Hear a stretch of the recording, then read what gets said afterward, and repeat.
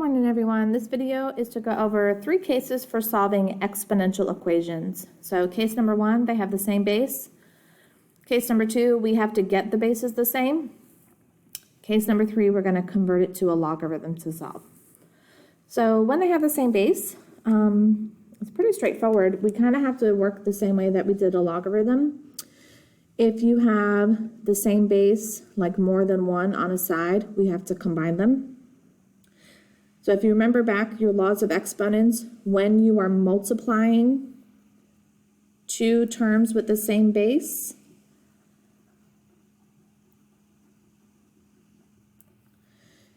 excuse me, you add the exponents together.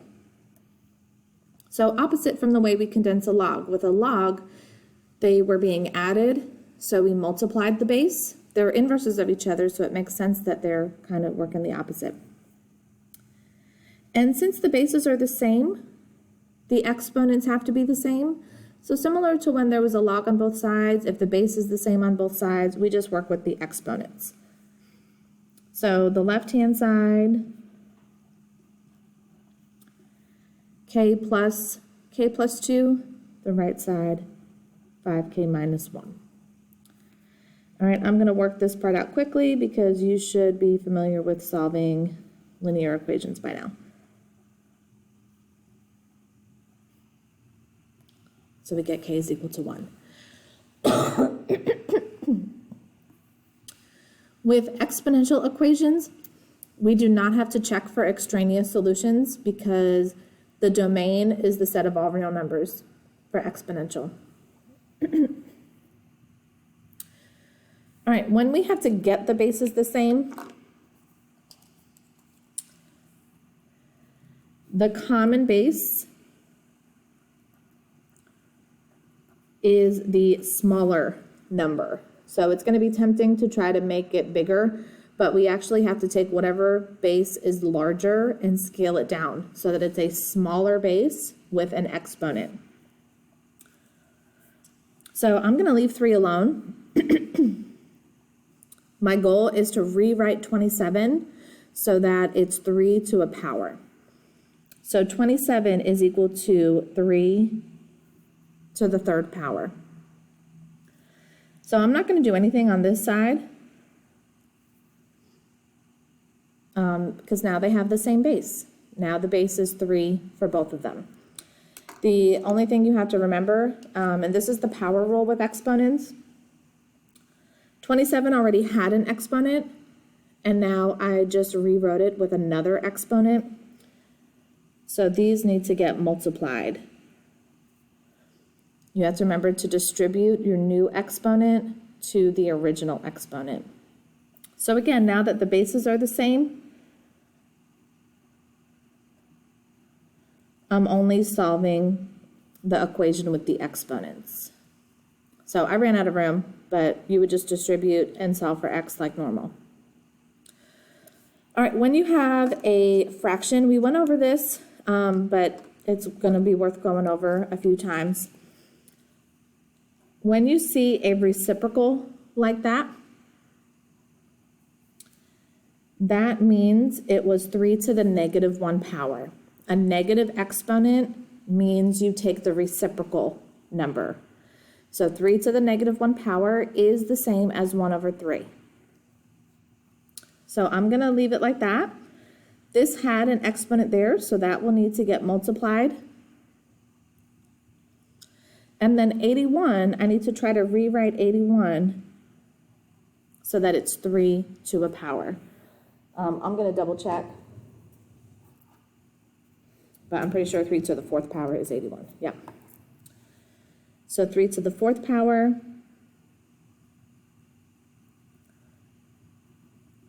times the exponent that was there originally. So now that my bases are the same, the equation that I'm solving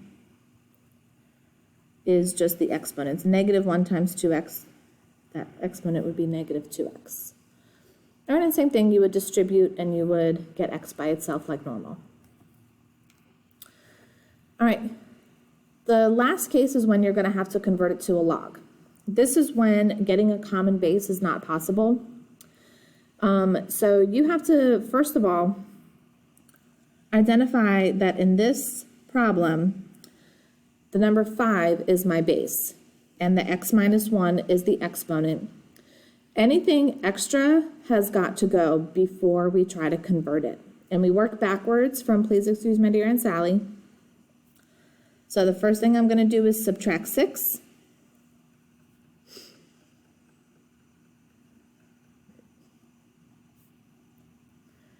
And then I'm going to divide by 3. So 21 divided by 3 is 7. And you can see here, this would be impossible to try to rewrite with the same base because 7 is not equal to 5 to any of the powers. All right, so now we have to convert it to a log. So the log will have the same base. The argument is 7. That's what the equation was equal to. And then this side, I ran out of room. But the exponent is over on the other side. So I'm going to type log 5/7 into my calculator. And then because this side still says x minus 1, I will have to add 1 to whatever that answer is. But from here, that just gets plugged into the calculator. All right, questions like number 2. Again, we've seen some proportions before, but we're going to keep bringing it up until we're experts at it. So E is my base. If I see one fraction, I want two fractions. I want to be able to set this up so that I can cross multiply. So I'm going to be doing 2 times, and I'm not going to actually distribute it out yet. I'm going to leave it like this. And then 10 times 1 is 10. So keep in mind our goal is to get that base by itself. I want E isolated so that I can make that conversion. So if I distribute the 2, I mean you can distribute the 2. It'll be 4 plus 2 times e to the x is equal to 10. But what I'm actually going to do right now is just go ahead, instead of distributing it, instead of multiplying it out, I'm just going to divide it on both sides.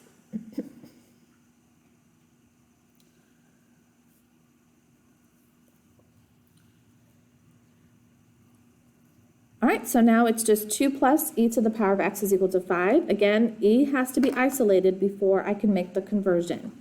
So I'm going to have to subtract 2 on both sides so that I can get e to the x by itself. So e to the x is equal to 5 take away 2 is 3. And from here I make my conversion. So e goes with the natural log. So that would be ln. ln has a base of e, 3. And then in this case, I would be done after I plug that into the calculator because x is already by itself. There's nothing else there. So I just have to push the ln button and type in 3 and get my answer. All right, question number 3 is another application of factoring. So I know this doesn't look like any type of factoring problem that you've ever seen before, but you should be able to recognize this is a trinomial. I have 3 terms. These are not like terms, and my equation is set equal to 0. So the fact that this has 3 terms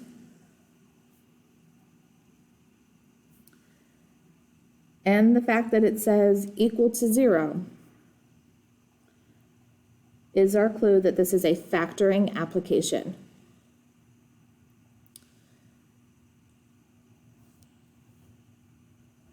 All right, and I think I wrote this problem wrong. I think that's supposed to be a +4. All right, so I'm gonna rewrite this in the way that we're used to seeing it. So this first term is like x squared. The middle term is like minus 4x. and the last term is plus 4. So factors of positive 4 that combine to negative 4, so my signs have to be the same. So it's got to be x minus 2 and x minus 2. So the same thing for this, except instead of x,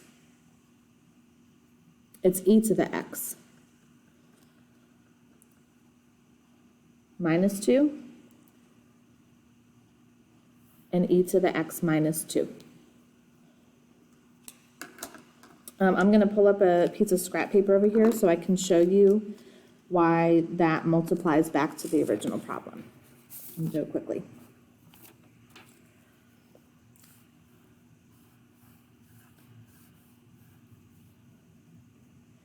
So e to the x minus 2 times e to the x minus 2. When you multiply these together, you add the exponents. So x plus x is 2x. That would just be negative 2e to the x. So with this, there's my plus 4. These are like terms because they both have e to the x. So I would combine those and I would get negative 4e to the power of x. So it is the same as my original problem. All right, now because this is equal to 0, I mean, this is the same exact factor, so I technically only have to do this once. But I still need to solve e to the x minus 2 is equal to 0. If this one was different, I would have to set this one equal to 0 and do it the same way. So I add 2, convert it to a log, and so it's just going to be the ln of 2 is equal to x. And again, you can plug that in the calculator, or you can honestly just leave it like that. All right, we're going to be doing problems like this tomorrow in class. So if you feel like you're going to really struggle with this concept, please make sure you come to Zoom.